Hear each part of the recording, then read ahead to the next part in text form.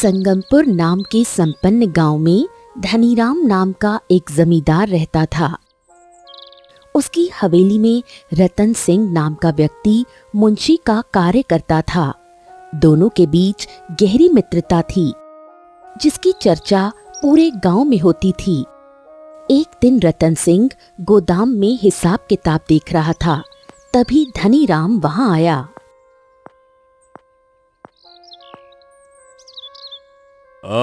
रतन, अरे भाई, आज मेरा बगीचे में घूमने का बड़ा मन कर रहा है। वही बगीचा जो हमने कुछ समय पहले खरीदा था। घूमने का मन? अरे ये क्यों नहीं कहते हैं कि कुछ दिन पहले आपने जो रंग बिरंगे पुष्प वहां लगाए थे, अब देखना चाहते हैं कि उन्होंने सुगंध देना शुरू किया या नहीं?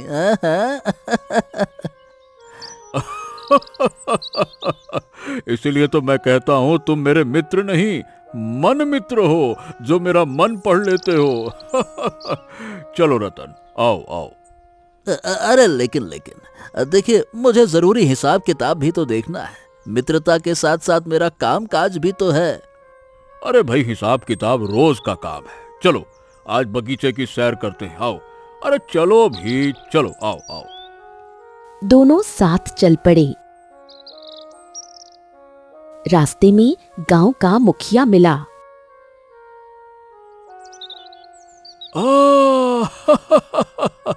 क्या बात है, क्या बात है। तुम दोनों की मित्रता देखकर बड़ी प्रसन्नता होती है। भाई, आज के समय में अमीर और गरीब की मित्रता किसी मिसाल से कम नहीं है। अरे मुखिया, मित्रता में अमीरी गरीबी नहीं देखी जाती है। चलो आओ आओ। बगीचा सुंदर पुष्पों से महक रहा था। धनीराम एक पत्थर पर बैठ गया। हाँ, देखो रतन, कितना विचित्र संयोग है। हम दोनों की जन्म तिथि एक है। हमने एक ही गुरु से शिक्षा पाई। हमारी शादी भी एक ही दिन हुई और हमारी पत्नियां भी लगभग एक ही समय गर्भवती हुई। तभी नौकर दौड़ता हुआ आया। धनीराम जी, मालिक मालिक मालिक, आपके लिए खुशखबरी है।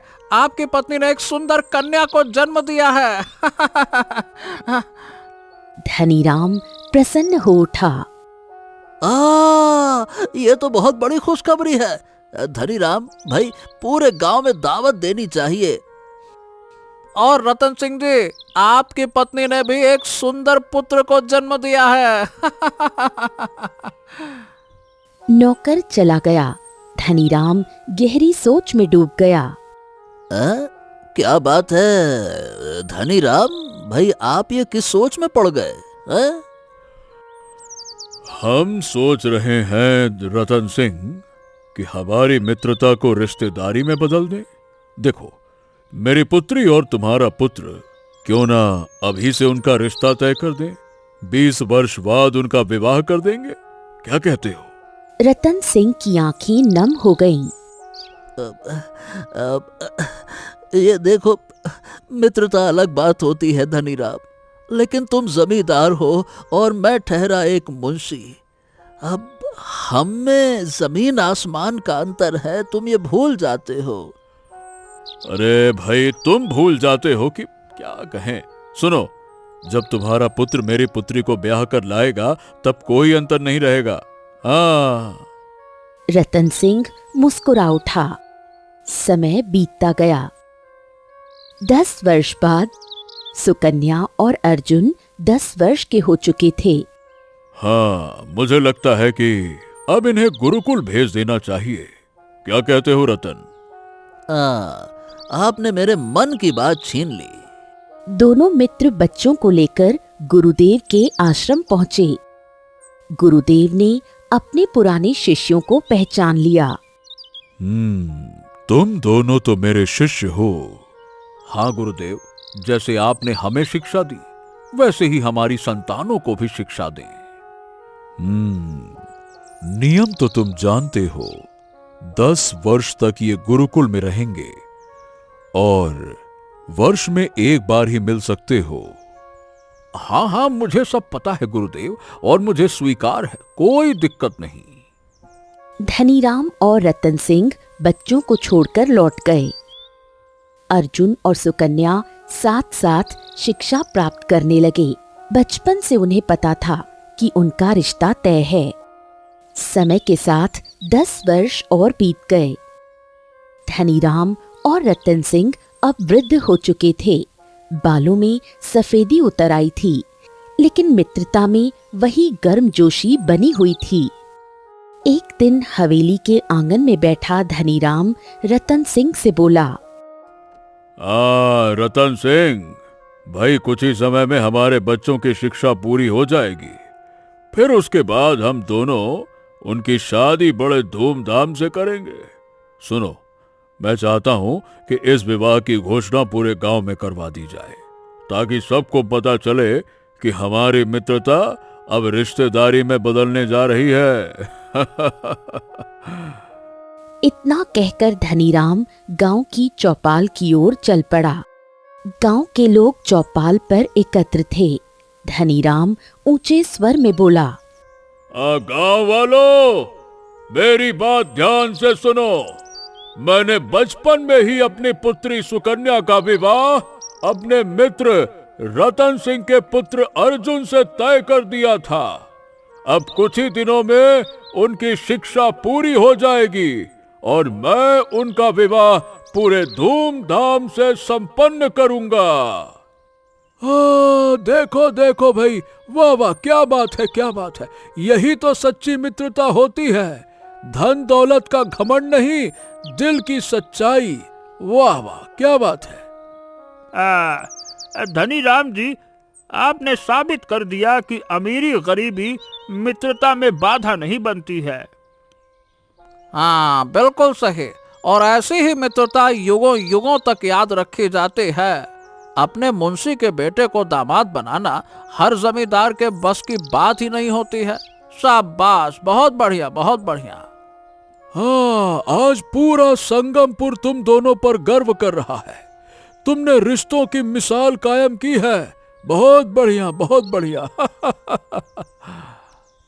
हर ओर धनीराम और रतन सिंह की मित्रता की चर्चा होने लगी।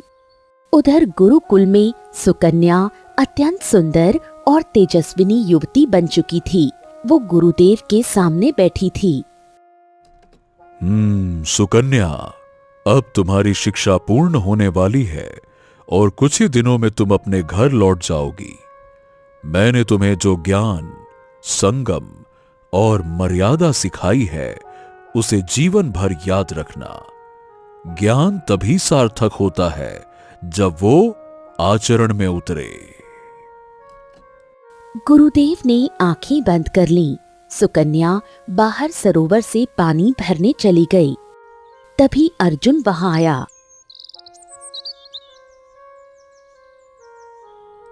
सुकन्या, ये गुरुदेव तुमसे क्या कह रहे थे?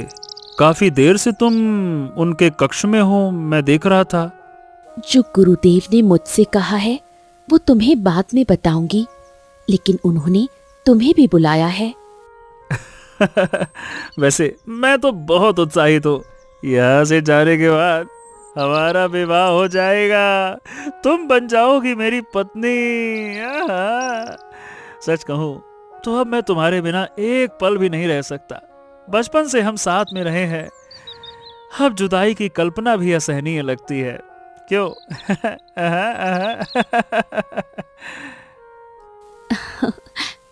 तुम्हें क्या लगता है कि मैं तुम्हारे बिना रह सकती हूँ? सुकन्या लजाती हुई वहां से चली गई। अर्जुन गुरुदेव के कक्ष में पहुंचा। अर्जुन, बच्चे, हर शिष्य में एक विशेषता होती है। तुम्हारे भीतर बचपन से ही तलवारबाजी की अद्भुत प्रतिभा रही है। मैंने उसे निखारा है, पर अब आगे अभ्यास तुम्हें स्वयं करना होगा। ध्यान रखना, धैर्य, विवेक और संयम ही सच्चे योद्धा की पहचान होते हैं। बल का उपयोग तभी करना जब न्याय की रक्षा करनी हो। गुरुदेव, आपके उपदेश मेरे लिए जीवन का मार्गदर्शन है। मैं आपका दिया हर ज्ञान जीवन भर स्मरण रखूंगा। धन्यवाद, आशीर्वाद दें। कुछ दिन बाद धनीराम और रतन सिंह गुरुकुल पहुंचे। अर्जुन अपने पिता को देखकर भावुक हो उठा। मेरे बेटे मेरे बेटे, आज तुम्हें देखकर मेरी आंखें भर आई। तुम तो सचमुच में योग्य युवक बन गए हो बेटे। जीते रहो, जीते रहो। पिताजी, आपका आशीर्वाद ही मेरी शक्ति है। उधर धनीराम अपनी पुत्री के पास पहुंचा। सुकन्या मेरे बच्चे, वर्षों बाद तुम अपने गांव लौटोगी। मुझे तुम पर गर्व है। तुम्हारी शिक्षा पूरी हुई, ये मेरे लिए सबसे बड़ा सुख है। चलो बेटा। पिताजी, मैं भी बहुत उत्साहित हूँ। गुरुकुल ने मुझे बहुत कुछ सिखाया है। उसी समय चंदनगढ़ राज्य का राजा भैरव अपने पुत्र राजकुमार अशोक के साथ गुरुकुल में उपस्थित था। दोनों क्रूर और अभिमानी स्वभाव के थे। जैसे ही अशोक की नजर सुकन्या पर पड़ी, वो ठिठक गया। पिताजी, ये कन्या अत्यंत सुंदर है। पहली ही नजर में मेरा मन इस पर आ गया। यदि मैं विवाह करूंगा तो इसी से करूंगा। बेटे, हमने आपकी हर इच्छा पूरी की है, तो हम आपकी इस इच्छा को भी पूरी करेंगे। निश्चिंत रहो। चलो। कुछ देर बाद राजा भैरव धनीराम के पास आया। हम चंदनगढ़ के राज्य के राजा भैरव हैं, और ये हैं हमारे पुत्र राजकुमार अशोक, और यही आगे चलकर इस राज्य के राजा बनेंगे। अभी जो कन्या तुमसे बात कर रही थी, वो कौन है? वो तो मेरी पुत्री सुकन्या है। मैं संगमपुर का जमींदार हूँ। प्रणाम। संगमपुर तो चंदनगढ़ के अधीन आता है ना। तुम्हारी पुत्री उस युवक से बात कर रही है, वो कौन है? वो मेरे मित्र मुंशी रतन सिंह का पुत्र अर्जुन है। मैंने बचपन में ही अपनी पुत्री का विवाह उससे तय कर दिया था। राजा भैरव का चेहरा बदल गया। क्या तुम सचमुच जमींदार ही हो? अरे भाई, अपनी पुत्री का विवाह एक मुंशी के पुत्र से कर दोगे क्या? ये तो उसके साथ अन्याय होगा। मेरा पुत्र राजकुमार है। यदि सुकन्या उससे विवाह करेगी तो वो राजकुमारी कहलाएगी। सोचो, तुम्हारी प्रतिष्ठा कितनी बढ़ जाएगी। गांव का नहीं, पूरे राज्य का जमींदार बन जाओगे। सोच के देखो। धनीराम के मन में लालच की लहर उठी। लेकिन महाराज, अब मैंने रतन सिंह को वचन दिया है, गांव में घोषणा भी कर दी है। अब मैं क्या कर सकता हूं ऐसे में? ओहो, ये वचन, ये वादे, ये सब तोड़ने के लिए ही बने होते हैं। अभी विवाह थोड़ी हुआ है, तुमने कहा ही तो बस है। समय रहते निर्णय बदल लो। एक बार सुकन्या मेरी पुत्री यानी कि पुत्र वधू बन गई तो सब तुम्हारी प्रशंसा करेंगे, और कुछ दिन में ये सारी बातें भूल जाते हैं लोग बाग। धनीराम गहरे द्वंद्व में डूब गया। लालच ने मित्रता पर विजय पाली। ठीक है, मुझे स्वीकार है महाराज। मैं ये रतन सिंह वाला रिश्ता तोड़ दूंगा और अपनी पुत्री का विवाह आपके पुत्र यानी कि राजकुमार से करवा दूंगा। ये हुई ना समझदारी वाली बात। तो ठीक है, 1 महीने बाद हम शाही बारात लेकर तुम्हारे चौखट पर आएंगे। स्वागत अच्छे से करना, राजकुमार की बारात होगी। राजा भैरव और राजकुमार अशोक वहां से चले गए। धनीराम की आंखों में अब मित्रता नहीं, केवल महत्वाकांक्षा चमक रही थी। एक निर्णय ने वर्षों पुरानी मित्रता की नींव हिला दी। गुरुकुल से लौटने के बाद धनीराम अपनी पुत्री सुकन्या को लेकर हवेली आ गया और रतन सिंह अपने पुत्र अर्जुन को लेकर अपने घर लौट गया। बाहर से सब कुछ सामान्य दिखाई दे रहा था, पर भीतर एक तूफान उठ चुका था। 2 दिन बाद धनीराम हवेली के आंगन में चिंतित अवस्था में टहल रहा था। उसके चेहरे पर बेचैनी और मन में द्वंद्व था।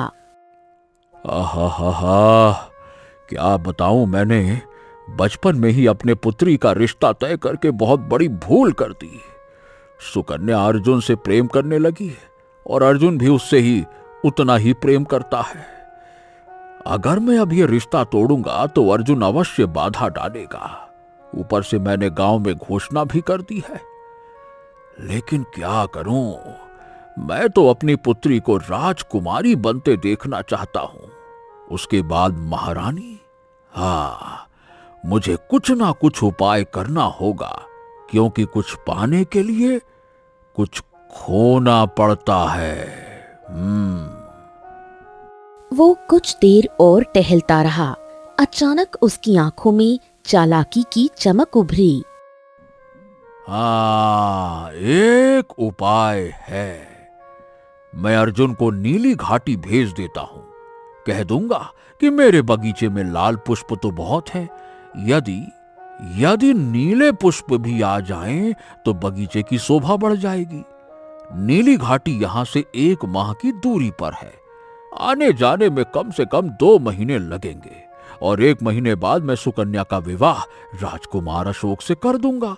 और जब तक अर्जुन आएगा तब तक पूरा खेल हो चुका होगा, सब कुछ समाप्त हो चुका होगा। ये विचार आते ही वो सीधा अर्जुन के पास पहुंचा। बेटा अर्जुन, बेटा अर्जुन, मैं कई दिनों से सोच रहा हूं कि अपने बगीचे में नीले पुष्प भी लगवाऊं। अब देखो बेटा, लाल पुष्प तो बहुत है, पर अगर नीले पुष्प भी खिलेंगे तो बगीचे की सुंदरता और बढ़ेगी। अरे वाह काका, आपके विचार बहुत उत्तम हैं। वास्तव में रंगों का मेल ही बगीचे की शोभा बढ़ाता है। सही कहा आपने। हाँ, है ना? देखो बेटा, मैं चाहता हूं कि नीली घाटी के पुष्प लाकर यहां उगाए जाएं। वहां के पुष्प अत्यंत दुर्लभ और सुगंधित होते हैं। तो बेटा, क्या तुम नीली घाटी से कुछ पुष्प तोड़कर ला सकते हो क्या? अर्जुन कुछ क्षणों के लिए गहरी सोच में डूब गया। क्या हुआ अर्जुन? देखो बेटा, अगर तुम नहीं जाना चाहते तो कोई बात नहीं, मैं किसी नौकर को भेज दूंगा। अब मैंने सोचा था कि ये कार्य तुम जैसे योग्य युवक को ही देना चाहिए। तो अरे, ये कैसी बातें कर रहे हैं आप काका? आपने पहली बार मुझे कोई विशेष कार्य सौंपा है, मैं भला इनकार कैसे कर सकता हूं? मैं तो बस ये सोच रहा था कि नीली घाटी यहां से है बहुत दूर, आने जाने में कम से कम 2 महीने तो लग ही जाएंगे। खैर, आप निश्चिंत रहिए, मैं आज ही प्रस्थान करूंगा और आपके लिए वो पुष्प अवश्य लेकर आऊंगा। धनीराम संतोष से मुस्कुराया। उसकी योजना सफल होती दिखाई दे रही थी। अगले दिन अर्जुन अपने घोड़े पर सवार होकर नीली घाटी की ओर निकल पड़ा। गांव की सीमा पार करने ही वाला था कि उसकी नजर प्राचीन मंदिर पर पड़ी। मंदिर के बाहर सुकन्या का घोड़ा बंधा था। अवश्य ही सुकन्या पूजा करने आई होगी। चलो, प्रस्थान से पहले उससे मिल लेना उचित होगा। वो मंदिर के भीतर पहुंचा। सुकन्या दीप जलाकर प्रार्थना कर रही थी। अर्जुन को देखते ही उसके चेहरे पर मुस्कान आ गई। क्या तुम्हें पहले से पता था कि मैं यहाँ पूजा कर रही हूँ, इसलिए मिलने चले आए? नहीं, ऐसा कुछ नहीं है।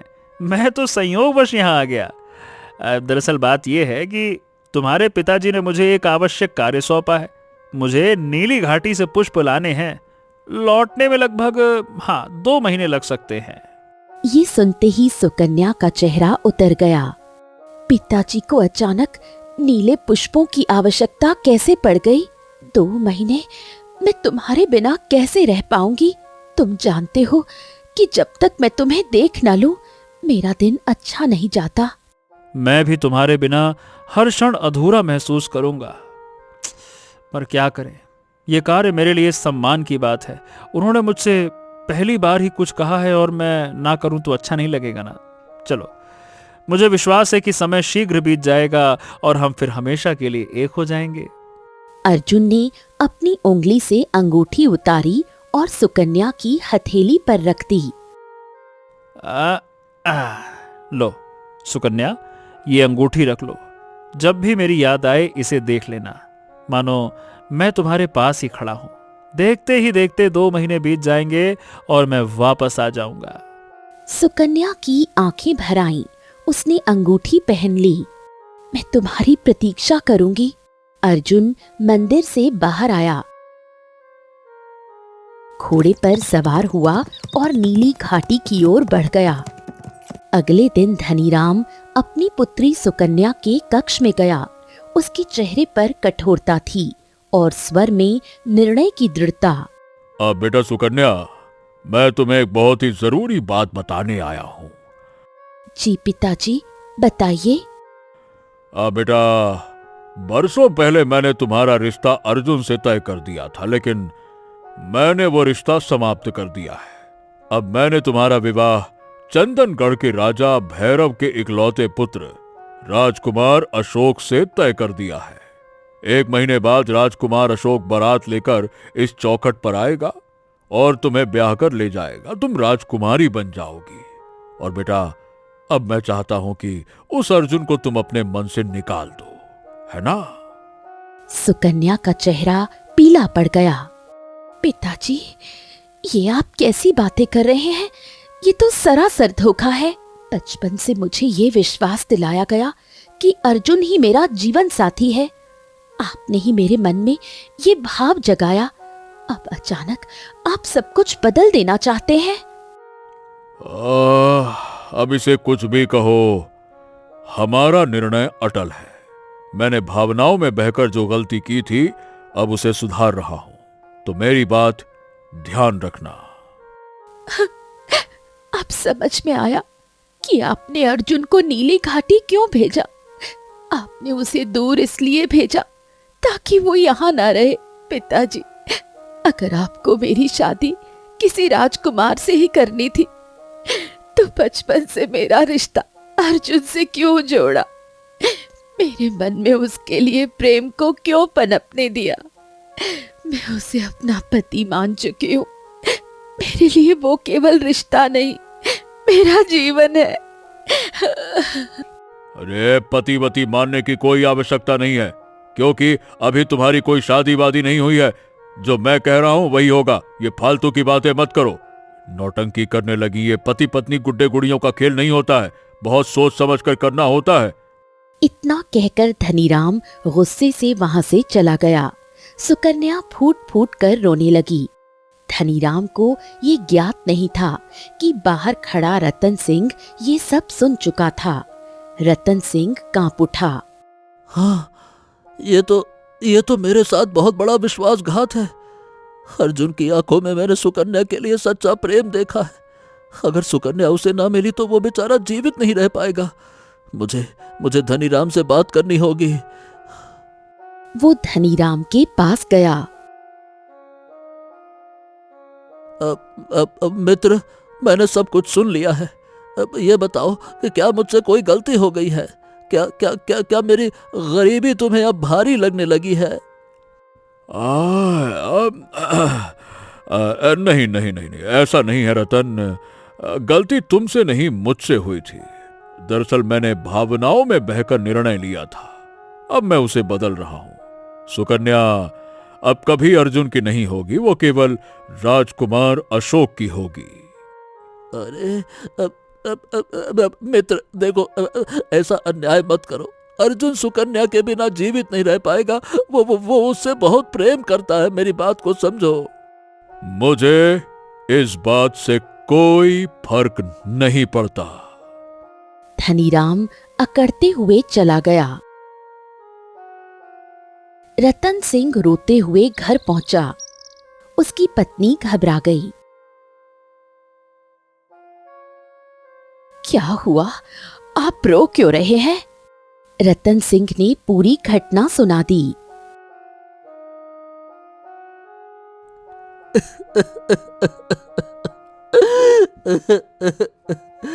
अरे हमारे साथ धोखा हुआ है, धोखा।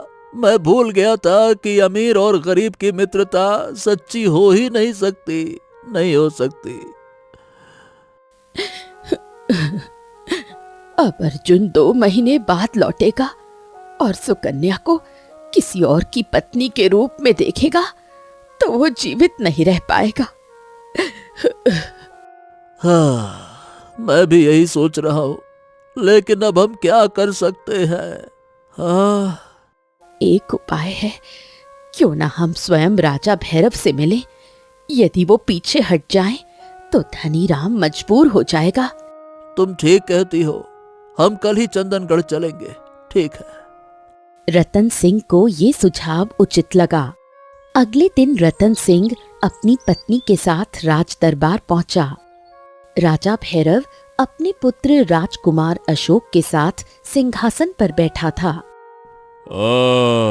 तुम तो अर्जुन के पिता हो ना? हमने तुम्हें गुरुकुल में देखा था। बताओ क्या बात है? प्रणाम महाराज, प्रणाम। मैं बड़ा ही अभागा अर्जुन का पिता हूँ। मैं आपसे विनती करने आया हूँ। मेरे मित्र जमींदार ने बचपन में ही अपनी पुत्री का विवाह मेरे पुत्र से तय कर दिया था, पूरे गांव में ऐलान कर दिया था, लेकिन अब वो पीछे हट रहा है और आपकी पुत्र वधू बनाना चाहता है अपनी बेटी को। महाराज, ये तो मेरे साथ सरासर धोखा हुआ ना। मेरी गरीबी के साथ मजाक हो गया महाराज, मजाक हो गया। तो इसमें गलत क्या है? समस्या क्या है? हमें तो समस्या समझ ही नहीं आ रही है। यदि पिता ने अपना निर्णय बदल लिया है तो हम उसे वो निर्णय लेने के लिए क्यों मजबूर करें जो वो लेना ही नहीं चाहता? मैं जिद नहीं कर रहा हूँ महाराज। मैं केवल अर्जुन और सुकन्या के प्रेम की रक्षा करना चाहता हूँ। वो दोनों एक दूसरे से बहुत प्रेम करते हैं, उन्हें अलग करना अन्याय होगा। मैं आपसे निवेदन करता हूँ, दोनों प्रेमियों के बीच में मत आइए महाराज। उनकी आंखों में देखिए कभी, बहुत प्रेम है, बहुत प्रेम है। राजकुमार अशोक क्रोध से भर उठा। बस बहुत हो गया पिताजी, ये मेरी होने वाली पत्नी के विषय में बहुत ही अपशब्द बोल रहा है। मैं अब तक चुप था पर अब बिल्कुल चुप नहीं रहूंगा। राजकुमार, तो तुम करना क्या चाहते हो? जैसा हम सदैव करते आए हैं, जो भी हमारे मार्ग में बाधा बने उसे मृत्यु दंड देता हूं मैं। इन दोनों को भी मृत्यु दंड दिया जाएगा। उसने सैनिकों को आदेश दिया। सैनिकों, इन दोनों को ले जाओ और फांसी पर चढ़ा दो। ले जाओ इन्हें। सैनिकों ने रतन सिंह और उसकी पत्नी को जबरन पकड़ लिया और राज दरबार के आदेश पर उन्हें फांसी दे दी। राजकुमार अशोक की आंखों में क्रूरता की ज्वाला जल रही थी। पिताजी, मेरा मन अभी भी शांत नहीं हुआ है। इनकी बातों ने, इनके प्रेम भरी बातों ने मेरे मन में संदेह उत्पन्न कर दिया है। मैं स्वयं अपनी होने वाली पत्नी से मिलना चाहता हूं। यदि उसके मन में अभी भी अर्जुन है तो मैं उससे विवाह नहीं करूंगा, बल्कि उसे अपनी दासी बनाकर रखूंगा और अर्जुन को सदा के लिए अपने मार्ग से हटा दूंगा। बचपन से लेकर आज तक हम तुम्हारी हर इच्छा पूरी करते आए हैं, तो ये भी सही। चलो। कुछ ही देर में राजा भैरव अपने पुत्र राजकुमार अशोक और सैनिकों के साथ धनीराम की हवेली पहुंचा। उसके चेहरे पर क्रोध स्पष्ट झलक रहा था। महाराज, स्वागत है आपका, स्वागत है। आप इस समय अचानक, सब कुशल तो है ना? कुशल? अरे तुम्हारे मित्र रतन सिंह और उसकी पत्नी को हमने मृत्यु दंड दे दिया है। उन्होंने हमारे निर्णय का विरोध करने का साहस किया। हमारे पुत्र अपनी होने वाली पत्नी से कुछ बात करना चाहते हैं। ये सब सुकन्या ने दूसरे कक्ष से सुन लिया। वो फूट फूट कर रोने लगी। तभी राजकुमार अशोक वहां पहुंचा। सुनो, कुछ समय बाद हम तुम्हारे दरवाजे पर बारात लेकर आने वाले थे, लेकिन हमारे मन में एक प्रश्न है। सीधा और सटीक जवाब देना। क्या तुम्हारे मन में अभी भी अर्जुन बसता है? वो मेरे मन में था, है और हमेशा रहेगा। मैं उसके बिना जीवित नहीं रह सकती। तुम शायद मुझे जानती नहीं हो सुकन्या। और तुम प्रेम की शक्ति को नहीं जानते। अब तो मैं तुमसे हरगिज विवाह नहीं करूंगा। तुम्हें बंदी बनाकर महल ले जाऊंगा। तुम मेरी पत्नी नहीं बल्कि मेरी दासी बनकर रहोगी। और जब तक तुम अपने मन से अर्जुन को नहीं निकालोगी ना, तब तक तुम्हें यातनाएं सहनी होंगी। तो फिर संसार के अंत तक प्रतीक्षा करते रहो, क्योंकि ये कभी संभव नहीं होगा। अशोक क्रोधित होकर बाहर निकला। सैनिकों, सुकन्या को बंदी बनाकर घसीटते हुए महल ले चलो। आज से ये मेरी दासी है। चलो। सैनिकों ने सुकन्या को पकड़ लिया। धनीराम स्तब्ध रह गया।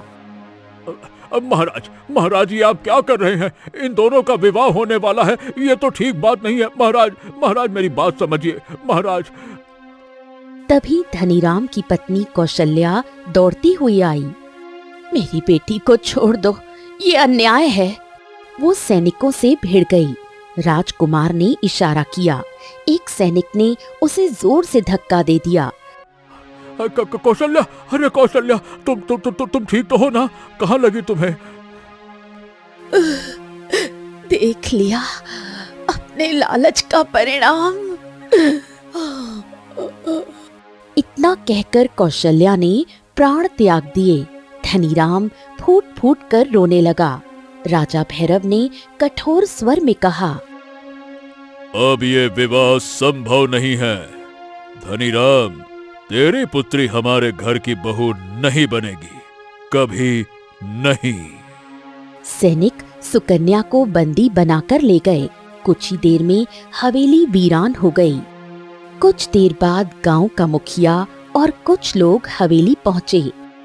कौशल्या का अंतिम संस्कार किया गया। धनीराम को मुखिया अपने घर ले आया। 2 महीने बीत गए। 2 महीने बाद अर्जुन नीली घाटी से लौटा। हवेली को वीरान देखकर उसका मन कांप उठा। अर्जुन, अर्जुन, मैं तुम्हारा ही इंतजार कर रहा था। चलो मेरे साथ चलो, आओ। मुखिया अर्जुन को अपने घर ले गया, जहां घायल धनीराम लेटा था। ये क्या हुआ? सुकन्या कहाँ है? धनीराम रोते हुए सारी घटना अर्जुन को बताते हुए बोला, तुम अपने घर जाओगे तो वहां भी कोई नहीं मिलेगा बेटा।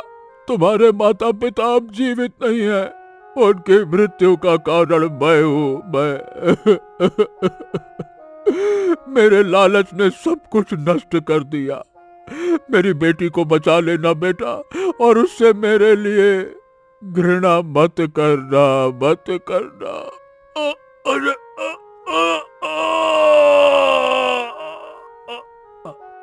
इतना कहकर धनीराम ने भी प्राण त्याग दिए। अर्जुन ने धनीराम का अंतिम संस्कार किया और सीधा गुरुकुल पहुंचा। गुरुदेव, अब मैं क्या करूं? सब कुछ समाप्त हो गया गुरुदेव, सब कुछ।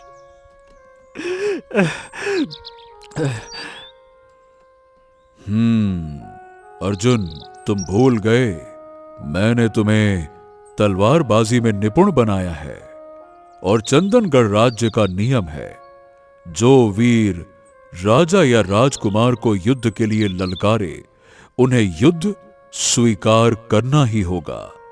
यदि तुम विजयी हुए तो तुम उस राज्य के राजा बन जाओगे और अपनी सुकन्या को मुक्त करा सकोगे। और प्रजा तो पहले ही अत्याचार से पीड़ित है, तो वो तुम्हारे साथ होगी। जाओ, न्याय तुम्हारे हाथ में है। अर्जुन की आंखों में अग्नि जल उठी।